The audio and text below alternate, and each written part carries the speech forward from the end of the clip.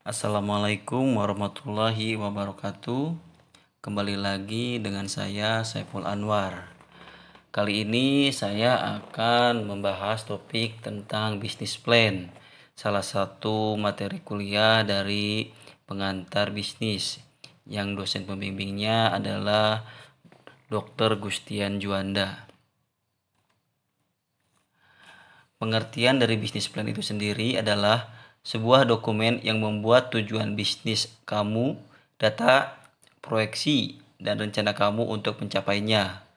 Format bisnis plan itu beragam, bisa dokumen tertulis seperti Microsoft Word, atau bisa dalam format presentasi seperti PowerPoint, atau bisa dalam animasi sederhana.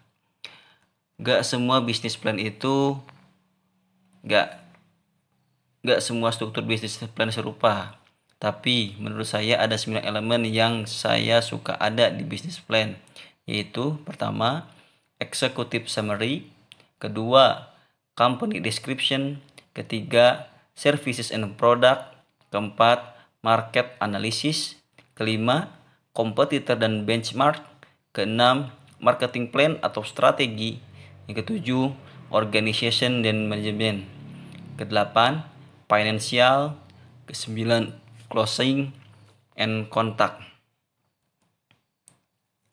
Di video ini saya akan menjelaskan 4 elemen yang ada di business plan. Yang pertama adalah executive summary. Ini adalah bagian pertama yang dilihat dari investor. Maka dari itu kita harus menggambarkan bisnis atau ide bisnis secara tepat, singkat dan jelas. Pembukaan sebuah bisnis plan yang memberikan gambaran umum, singkat, jelas dari bisnismu. Untuk memulai sebuah bagian executive summary, kamu bisa pakai konsep elevator pitch, yaitu satu atau dua paragraf yang tidak perlu dibaca lebih dari 60 detik. Dalam paragraf singkat ini, kamu harus bisa menjelaskan apa perusahaan atau bisnismu, apa produk atau jasamu, apa manfaat untuk orang dan siapa, dan keunikan produk atau bisnis di pasaran. Contoh, ada perusahaan A, kami menjual cupcake rendah gula yang menjaga asupan dan kesehatan anak. Praktis sebagai bekal, dibuat handmade untuk dan berbentuk dinosaurus yang menarik. Contoh yang kedua, perusahaan B, kami memberikan jasa sales menjembatani pengrajin kayu jati dan konsumen dengan sistem pesan custom melalui aplikasi online. Kalau orang sudah tertarik dengan paragraf pertama atau kedua ini, baru mereka akan melanjutkan membaca executive summary. Dan di situ kamu bisa menjelaskan lebih jauh dengan mengisi mission statement. Isinya ada visi dan misi perusahaan kamu dan business value. Ini adalah panduan sikap, etika dan attitude perusahaan kamu terhadap konsumen, terhadap masyarakat, dan terhadap internal perusahaan itu sendiri. Yang kedua adalah company description. Setelah membaca atau calon investor membaca bisnis plan kita, tertarik dengan bisnis plan kamu, ini saatnya kamu menceritakan lebih jauh tentang perusahaan kamu, soal bisnis kamu, dan informasi yang mereka perlu tahu tentang apa yang sedang kamu bangun di sini. Bertujuan untuk memberikan gambaran dan informasi lengkap tentang bisnis dan perusahaan. Pertama, kamu harus menuliskan kembali mission and value kamu. Bisa dengan cara berbeda atau kalimat berbeda. Di sini kamu menjelaskan kembali value dan misi perusahaan atau bisnis yang kamu bangun ini. Pastikan value perusahaan kamu ini cocok dengan perusahaan kamu sendiri. Business value adalah nilai-nilai yang dijunjung dalam praktek bisnis kamu sebagai panduan etika terhadap shareholder, stakeholder, ataupun konsumen. Yang kedua adalah lokasi. Yang harus kamu tuliskan dalam company description adalah lokasi geografis perusahaan atau bisnis kamu.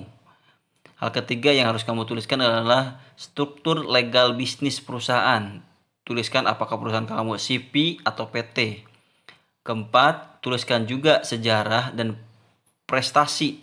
Di sini kamu bisa menuliskan apa yang pernah terjadi dalam bisnis kamu sebelumnya, prestasi apa yang sudah kamu raih, dan reputasi apa yang kamu punya. Ini adalah beberapa yang perlu kamu tulis di bagian company description. Dan yang ketiga adalah service and product. Menjelaskan tentang produk dan jasa kamu sebagai solusi yang kamu tawarkan pada pasar. Bagian ini adalah menjelaskan tentang apa yang akan kamu jual, tentang apa yang akan kamu jadikan nilai uang, dan tentang apa yang akan kamu tawarkan pada pasar. Apapun passion kamu, selama dia belum diubah jadi produk atau jasa, maka dia belum bisa dijual.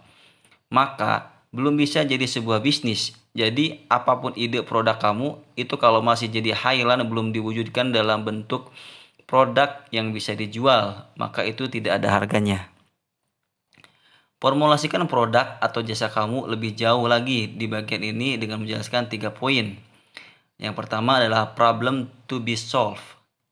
Yang kedua adalah solution. Yang ketiga adalah value preposition. Problem to be solved adalah masalah yang akan kamu selesaikan. Jelaskan masalah yang mengetahui banyak orang dan bisa menjelaskan peluang untuk produk kamu.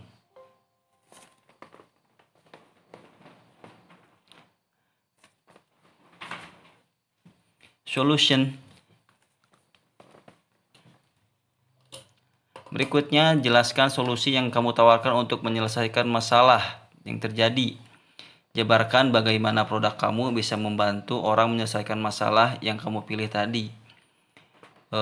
Pengertian dari preposition adalah jelaskan preposition ini adalah nilai unik produk kamu yang mungkin eksklusif atau hanya dimiliki oleh produk atau jasa yang kamu dalam menyelesaikan masalah tadi. Semakin unik value position kamu, maka semakin bagus.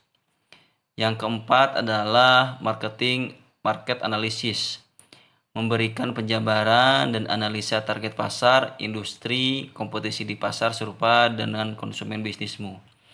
Ini adalah tempatnya kamu menjelaskan lebih detail dengan lebih jelas soal target pasar kamu. Untuk menjadi dasar strategi marketing kamu dan untuk menjelaskan lebih jauh kepada calon investor atau siapapun yang membaca bisnis plan kamu. Sebuah market analysis yang baik itu bisa membantu kamu dalam mengurangi risiko, mengembangkan strategi bisnis yang kamu lebih baik, mengembangkan produk yang lebih tepat. Ada 4 bagian utama dalam market analysis. Yang pertama adalah industry description. Ini adalah pengembangan sebesar apa bidang kamu, pasar kamu, sebesar apa jumlah pasar, akan sebesar apa nantinya menurut proyeksi kamu, dan sampaikan dalam bentuk data dan grafik bila perlu. Yang berikutnya adalah target audience. Buat sebuah persona atau penggambaran detail tapi umum tentang pembeli kamu. Persona adalah penggambaran karakter target konsumen kamu secara umum berdasarkan data real. Masukkan data geografis, demografis, dan data-data lainnya seperti hobi, uang saku, pengeluaran bulanan, dan lain-lain. Berikutnya adalah competitive analysis. Siapa saja kompetitor kamu?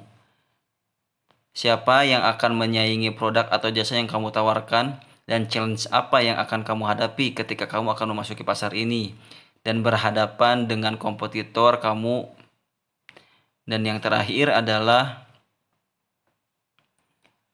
projection. Ini adalah penggambaran secara umum tentang berapa dana yang akan dikeluarkan oleh pasar kamu atau industri kamu ini per individual. Untuk jasa atau produk serupa diiringi oleh informasi, cost dan harga pasaran dari produk yang serupa. Tentukan harga jual dan proyeksi secara total. Pertimbangkan besar pasar, jumlah target konsumen, konsumsi per individu untuk menghitung proyeksi total. Iringi dengan data biaya, cost, dan harga. Mungkin cukup sekian yang bisa saya sampaikan untuk materi bisnis plan ini. Kurang lebihnya saya mohon maaf. Wassalamualaikum warahmatullahi wabarakatuh.